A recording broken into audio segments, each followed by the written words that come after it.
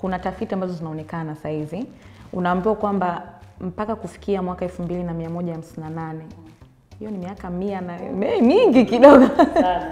Mpaka kufikia kwenye hiyo miaka ndo tutaweza kuwa na haki sawa za kijinsia kwa mwanamke na mwanaume. Dada Lamata, wewe kwa kiasi gani umeweza kutia mkono wako ili miaka hiyo isiwe mingi zaidi?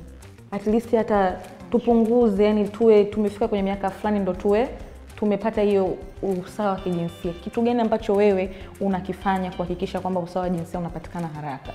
Mimi kwa upande wangu tunaongea tu kama kwenye kampuni. Mimi najitahidi sana, sio kwenye kampuni, hata watu binafsi. Unajua wanawake wengi wanapenda kuandika, wengi wanapenda kuwa producer, wanakuwa kuigiza vitu vingi. Kwa hiyo mara nyingi ukiangalia kwenye masuala ya production kwenye filamu, asilimia kubwa ni wanaume.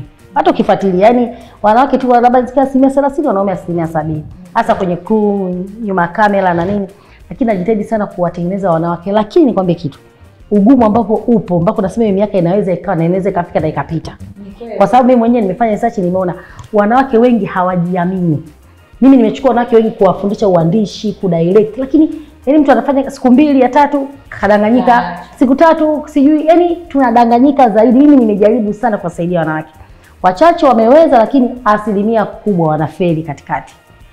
Na hiyo mimi unadhani nini? Mimi naamini kutokujiamini. Mimi naamini kutokujiamini na kuamini anaweza kufanya hicho kitu. Alafu tujitahidi sana kukubali kudanganywa. Yaani sisi wanawake, mfano baba, mfano mdogo tu. Unaweza kuwa una binti, unamwona kabisa anafaa, anaweza kuwa director mzuri, anajiweza na nini na nini. Lakini akifika sehemu ya watu wanaume wako wengi na nini, mambo mengi unajua. Yaani kishafika pale yule mtu akishamwambia maneno 2 matatu tu, huyo kapotea. Siku 2 haja 3 naambia ana mimba. Nani kampa mtu wako ndani ya seti?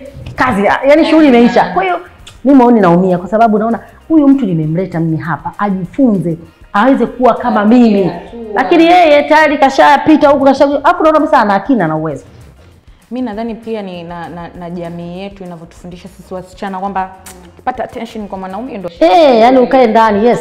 Ukae ndani, lakini kumbe wala kwamba na wewe unaweza ukatoka ukaenda ukajitafutia hilo, ukatafuta kipato, ukawa the best, kesho kutwa ukawa Lamata mkubwa na wewe.